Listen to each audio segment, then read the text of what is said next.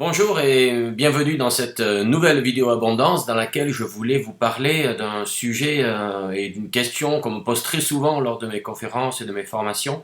C'est est-ce qu'il faut internaliser un blog lorsqu'on a un site web et qu'on veut y adjoindre un blog? Est-ce qu'il faut l'internaliser sur la même adresse, le même nom de domaine que son site, ou est-ce qu'il faut créer le blog sur une autre adresse, sur un autre nom de domaine? Donc faut-il internaliser son blog ou externaliser son blog?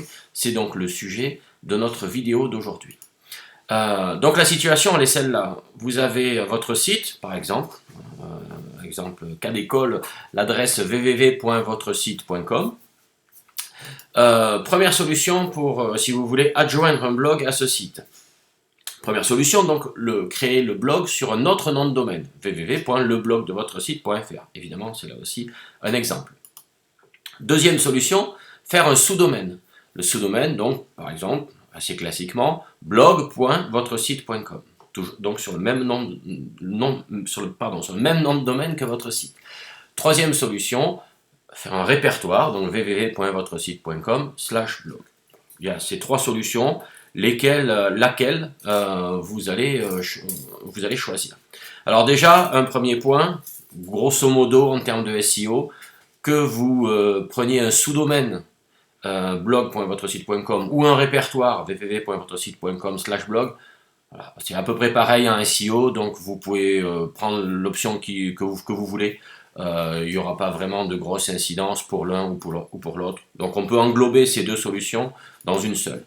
Donc prenons l'exemple du sous-domaine. Donc la question essentielle c'est est-ce que j'internalise, par exemple avec un sous-domaine, blog.votresite.com, donc ou un répertoire, ou est-ce que j'externalise www.leblogdevotresite.fr, l'un ou l'autre. En fait, il n'y a pas de solution gravée dans le marbre. Il n'y a pas un cas unique où on peut dire c'est cette solution ou c'est cette autre. En fait, il y a un certain nombre, chaque solution a des avantages, des inconvénients. Souvent, l'avantage de l'un sera l'inconvénient de l'autre. C'est à vous de choisir en fonction d'un certain nombre de critères. Donc, on va essayer de voir quelques avantages de chacune des solutions.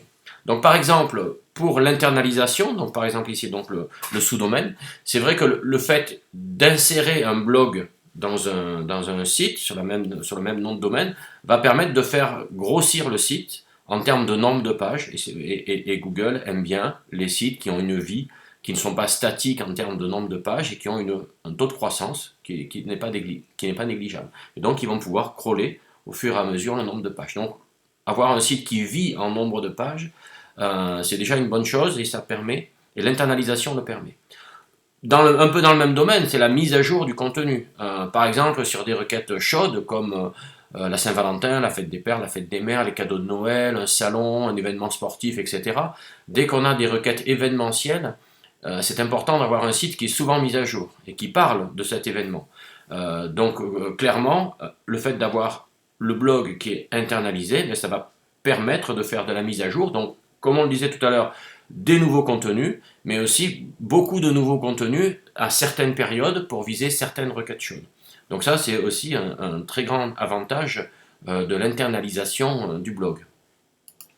Pour l'externalisation, bien sûr, l'avantage principal, ce sont les liens, puisque le blog externe va pouvoir faire des liens vers votre site principal, et vous allez pouvoir ainsi maîtriser un petit peu plus le netlinking, créer des liens, faire monter votre site en popularité.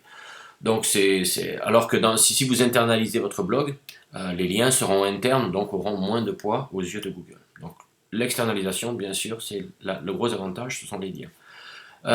Bien sûr, il y a d'autres critères à prendre en compte, hein, par exemple le branding. Est-ce que vous voulez que votre site ait la même charte graphique que votre blog?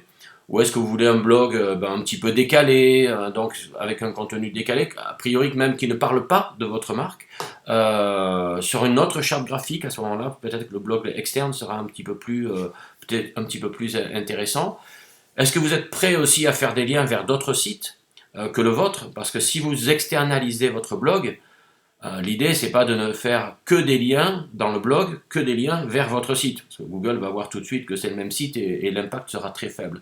Donc si vous créez un blog externe, il faut que vous soyez prêt aussi à faire des liens, bien sûr, vers votre site, mais vers tout un tas d'autres sites Bref, faire un vrai blog d'information, parce que c'est là que ça va fonctionner, faire un vrai blog d'information pour les internautes qui parle de tout un tas de choses et qui éventuellement, de temps en temps, fait des liens vers votre site. Donc peut-être que le blog externe, c'est créer une source d'information, ça demande peut-être un petit peu plus de travail, enfin, etc., etc. Donc tout ça est à prendre en compte, les avantages, les inconvénients, et après c'est à vous de prendre la décision, est-ce que j'internalise, est-ce que j'externalise. Mais il n'y a pas de solution miracle, hein, c'est de la réflexion et du travail pour essayer de trouver quelle est la meilleure décision et la meilleure solution pour votre blog.